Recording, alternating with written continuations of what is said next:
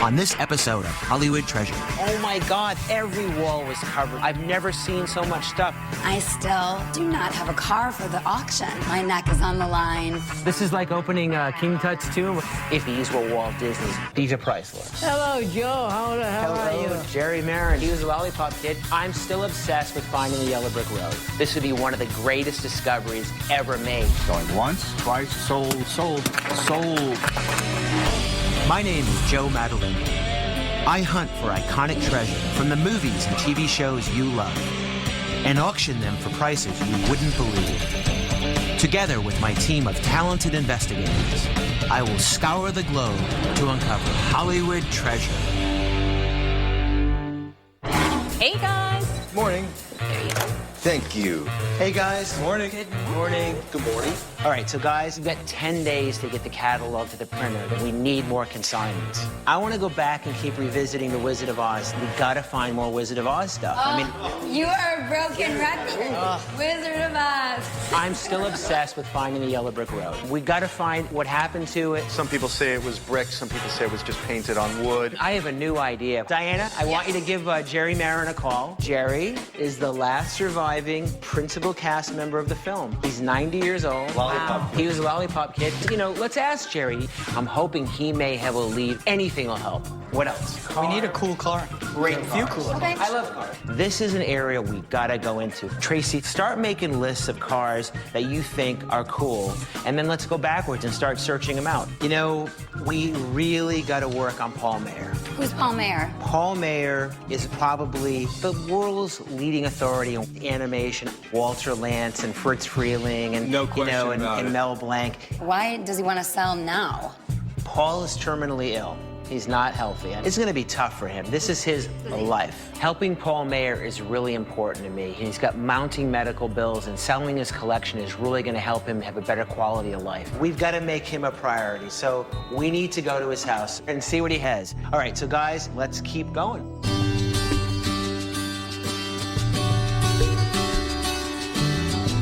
Today we're on our way to Paul Mayer's house. He has an amazing animation collection dating back to the birth of animation. Hello.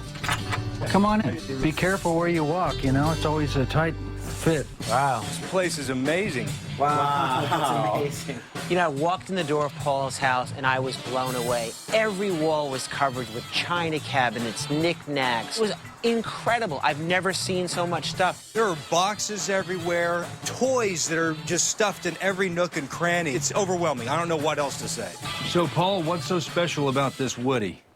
Woody changed through the years. If any Woody has the green eyes, that adds value to it. Okay. It shows when Woody was still crazy and going around pecking on the back of people's head and being totally obnoxious. So he's the ornery Woody. Yeah.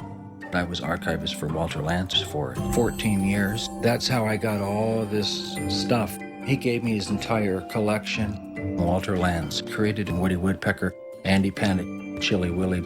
He had no children himself, so I was like his adopted son. This is a real animation camera. And Walter used this to actually shoot animation. Yes, and it's all custom built. It does stop animation. I'm excited about the hardware. That's great stuff. Oh, here's his Academy Award nomination plaques. Well, there's a few of them in there. We've sold plaques like this from $500 to $5,000. These are great. This is really neat. And Look at this, Joe. It's my- kind of a montage of Walter Lantz signed checks, his parking pass. That's cool. Helping Paul Mayer is really important to me. He's an old friend. He's a piece of Hollywood's history. Sadly, Paul's dying. He's very, very ill. He's got mounting medical bills, and selling his collection is really going to help him have a better quality of life. Brian and I are just going to go through his collection and dig through and try to find some key pieces that represent his collection, and we're going to sell them in this auction and raise Paul some money. If Walter were alive today, I do feel that he would feel a lot better than if I was irresponsible and selling it for a quick sale to somebody who doesn't care, or a swap meet or something like this. The worst thing of all is I know that I have to give this stuff up now. It's emotionally tough for me. Look at this, Mel Blanc's director's chair. What year is this from? 72. Well, I have quite a bit of Mel Blanc.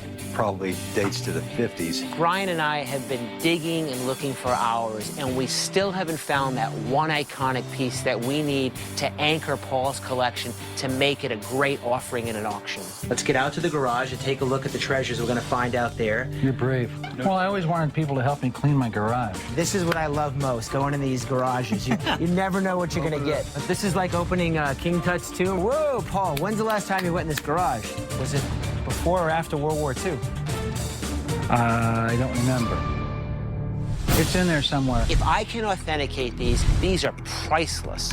Hello, Joe. How are you? Jerry Marin. I'm hoping Jerry can help me find the Yellow Brick Road. This is like opening King Tut's tomb. Whoa, Paul, when's the last time you went in this garage? Was it before or after World War II? I don't remember. I just opened up the garage. I'm walking into this thing. I can't believe how much stuff this guy has. There's boxes, floor to ceiling. We need to find an iconic piece that we can absolutely authenticate. The auction's around the corner, and I've got to get something really key that I can put in it for Paul. I do have Walt Disney's headsets. You have Walt Disney's headset? Are you kidding me? That would be huge. This is exactly what we need. This is a kind of piece that's going to get a lot of money and is going to draw a lot of attention to your collection. Okay, Paul, where are the headsets? See that big garage full of crap? It's in there somewhere. Wow. Thank you. Look, I did keep it safe. I put it in a little box. It's about this big. So there's another room back there? Oh, take a look. Wow. Well, Brian, you have your work cut out for you. Every box is loaded with nothing but toys. That's Wow. what- This is Santa's other headquarters. Okay. What's the box made of? Walnut. That's wood. There's a little walnut box. They came on the movieola. That looks like it could be it. Wooden box. Staying. Let's see. All right. Wow. Thank God I found these headsets. If I can authenticate these are priceless. So what time period is this from? We're talking about 1920. The birth of Mickey Mouse. Do you have any video of Walter talking about this? I have the movieola at one time, and so I have him talking about the movieola, and that was plugged into it. And he talks about it being Disney's? All of it's on. You gotta find that, because that makes these I worth a fortune. I do have that. That's what's gonna make these headsets so valuable. Hearing Walter Lantz say these were Walt Disney's. All this can go now when you're ready. All right, well, we got our work cut out for. Let's get the movers. Let's get Oscar and his gang in here. No problem. And let's start moving. This is gonna be a great auction. Because Paul's condition is getting really serious and he needs to move into hospice soon, we really need to get this collection organized and put it up for auction and to get him money that he really needs. Thank you so much. Oscar will take care of you. Boy, I don't know what I'm going to do with this space. Knowing that this is the last bit of my time, I don't want to be clutching on to some of my toys in my coffin. It doesn't serve any purpose at that point.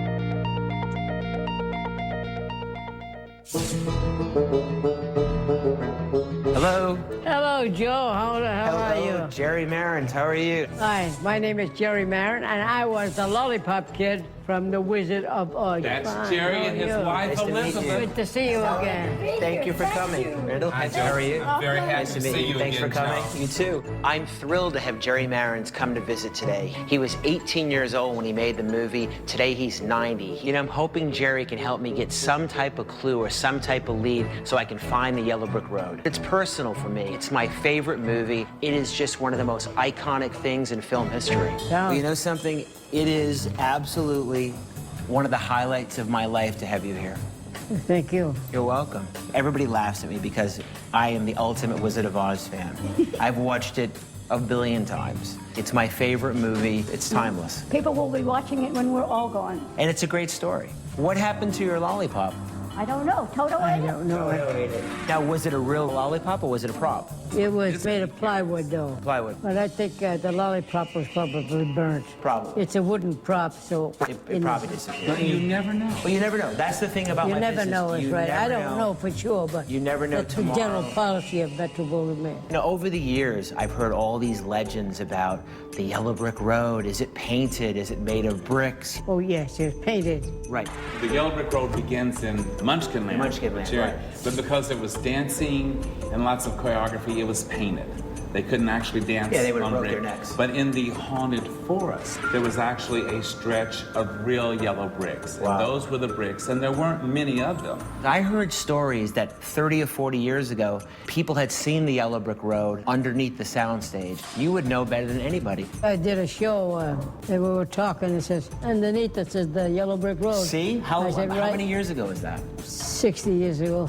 See, I believe it. Enough people have said that who've worked down the lot that at one time it was there. I don't go to sleep at night thinking about these bricks. So it's like, we got to find them. Good luck in your quest. Thank you so much. I want a man hug. Okay. It was an honor. The original soundstage that The Wizard of Oz was shot on is still in existence, so I'm going to call in a favor and see if I can get onto the lot and see it. Hi, this is Tracy with Profiles in History, and I'm inquiring about the Starsky and Hutch 74 Ford Torino. So right now I'm calling all the studios and transportation guys to see if they have any leads for cool cars to consign with us for our next auction. Is it for sale by chance? Oh, it's not? Good lead. Bust. I have to deliver right now because this is my job.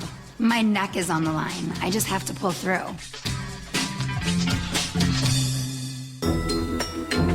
I'm on my way to see Colin Green, the head archivist at Sony. If anybody can help me find the Yellow Brick Road, it's Colin.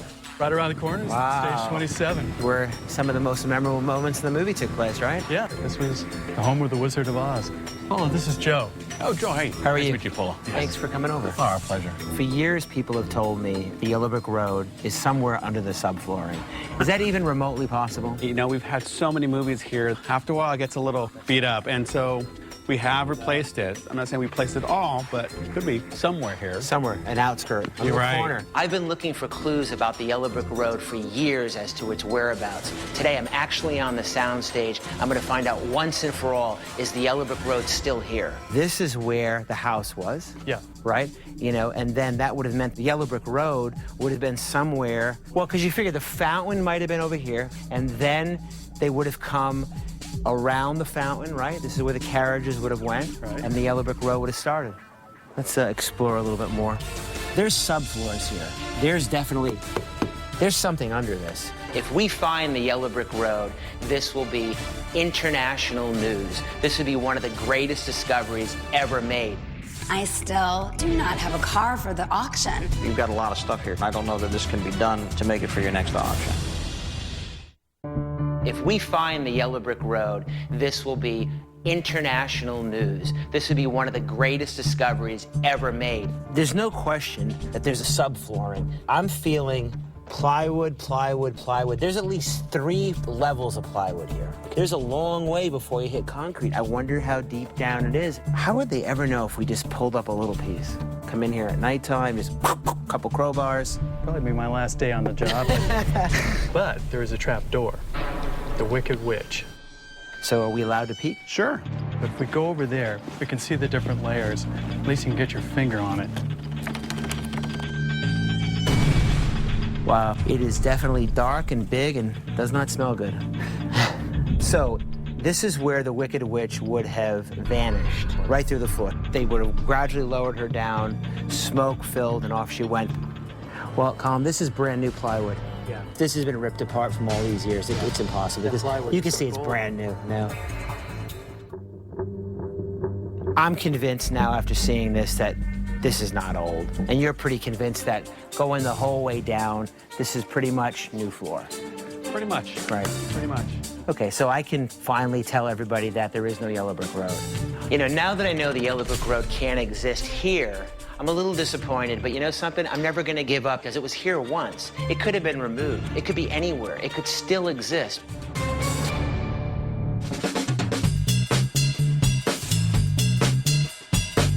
Hey, Mike.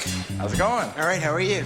You know, Mike Van Eaton, he's like the top authority in the world of animation. He knows more about this field than anybody alive right now. Is this stuff still really collected? People really care? Absolutely. Absolutely. I bet you that you could plug this in, it would work. This is the kind of stuff takes a lot of research, I have to tell you. Now, this is supposed to be great. the first head, right? This could be the first head for maybe the first costume, maybe. Right. I'm going to guess 50s or something by the design of the character himself, you know, because Woody went through some changes. Sure. But, Yeah, it was in his own $1,000? I would go a little more, honestly. More? Yeah, I think so. I mean, come on, you're never going to see another one. I mean, I thought about selling it as an archive. How would you sell it? I think first thing, of course, obviously it needs to be cataloged.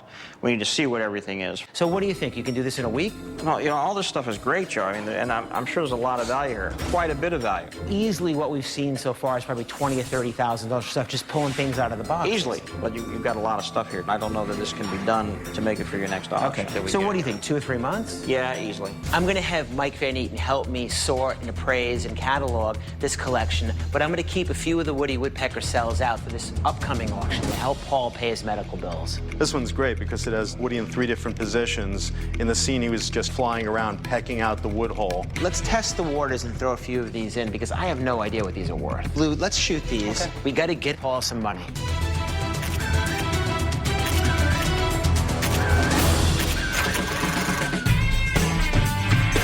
All right, well, I will see you at 2, Ray. Okay, thanks so much. I still do not have a car for the auction. So then it dawned on me that I should call picture car companies. These are car companies that rent out their cars for movies. I got a hold of the owner, Ray, of Cinema Vehicles, and he at least agreed to meet with me. The catalog deadline is right around the corner, and if I don't get a consignment, we do not have a car in this next auction. Wow, this place is unbelievable. Isn't this badass? Wow. Well, you must be Tracy. I doubt if you're Joe. My name's Ray. I'm the owner-operator of Cinema Vehicle Services in North Hollywood. Basically provide on-camera cars for movies, television, commercials, that type of thing. Joe is the owner of Profiles in History, which is an auction house, and Certainly. we have an upcoming auction. We haven't sold a lot of cars, but we've sold some and, you know, been pretty successful. Tracy came up with this amazing lead. I'm here looking at hundreds of cars, some of the most classic cars in film history. I'm not leaving until I get one of these cars. How about the Hangover Mercedes? All right. The Hangover Mercedes is great. You know, that's probably valuable, $40,000 to $60,000. How are you going to sell it? This one's going to stay for a while. We're going to keep this. I kind of like these cars. What was your absolute favorite? One of them would have probably been the Dukes of Hazzard, obviously. This was the star. The doors were glued shut. They crawled through the window for effect more than anything else. Right. This generally can bring $100,000 to $150,000 at auction. Would you part with something like that? No. These cars to Ray are like his babies. We keep asking, would you consign this? No. How about that? Hell no. So we just keep getting shut down, and I don't know if he really wants to part with anything. So you've got the kit car from the recent TV series. Wow. That looks beautiful. Wow, that's a great looking car. You know, it's kit, standard 6-cylinder Mustang with a KR dress-up kit. It has the heartbeat light. That's gorgeous, wow. That's really cool. Would this be something that you could consign? We have a sale coming up. We're looking for some type of classic car. This could be a cover piece. It could be. Yeah, possibly, but I just recently acquired this car. Coming up, I just found the car I want. We are literally hours away from the auction deadline. Right now, it's not looking good. We would love to have this in the sale. So we're really pushing Ray to consign the kit car to us, but right now it's not looking good. All right, I want to get in it. It drives like a dream. I just found the car I want. I just found the Kit Knight Rider car from the recent television show. It's sexy, it's current. This is the car I want for the auction. We are literally hours away from the auction deadline. And if we don't get this car, the auction, you know, just won't really get that buzz. Have a deal?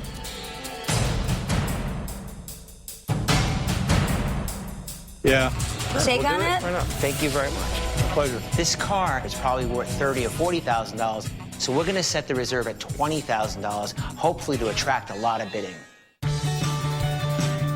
Today's auction day. You know, I'm super excited. I'm a little nervous at the same time. We've got people coming and going. It's crazy. Good to see you again. Thank you. I'm really excited about a couple pieces in this auction. Tracy got us a Kit Knight Rider car. This car is phenomenal. I always have a lot riding on these auctions, but today it's really personal for me. I really want to help Paul Mayer out. How you feeling? Alive and well. Paul Mayer is gravely ill, so I really want this stuff to do well. I want Paul to enjoy whatever time he has left on Earth. And welcome, ladies and gentlemen. Our first item is an original Woody Woodpecker animation cell and background. Sold for $200. And we go to production animation cells of Woody Woodpecker. Sold $375. Number 128 is a pair of Walter Lantz storyboard panels. Sold $250. This is Chili Willy and Andy Panda. Sold $200 to $970. Thank you. It was fun, but it really helps me with my future right now because every bit helps. Next up is the time device. This is a great piece. Number 90 is an ancient time device from Stargate SG-1. 2,500. 2,500 the opening bid, 2,750. 3,000. 3,000 now, and 3,250 the gentleman bids. 35. 35. Now it's 3,750 to you, sir. Thank you. At 3,750. 4. It's a 4 and 4,000. 4,250. $4,250 going once. At 4,250 going twice. All done. Sir, you got it. 4,250 to 980. Thank you, sir. Next up is the Kit Knight Rider car. This is a Screen Use Hero Kit car from Knight Rider. And let's start the bidding for this at $27,500. Knight Rider is one of my favorite shows. It's just a show that I used to watch when I was young, and the new one's really good, and I love the Mustang. It's great. $30,000. Joe with $30,000. $30,000 going once. You have the bid in the middle of the room. 32,500. 32,500 is Fong at 32,500 for Kit. Anybody else? At 32,500 on the net, going once, going twice. All done. And Kit is sold for 32,500. Well, I bid on it, but I didn't get it. It went for more than I could afford. We had a great event. Team came through. You know, Paul Mayer's stuff did really well. Every day, I will think of you. Thank you, Paul. He's a dear friend, and these few items that we have in this auction, it's the tip of the iceberg. It's really about Paul's legacy. 1 in 3 third graders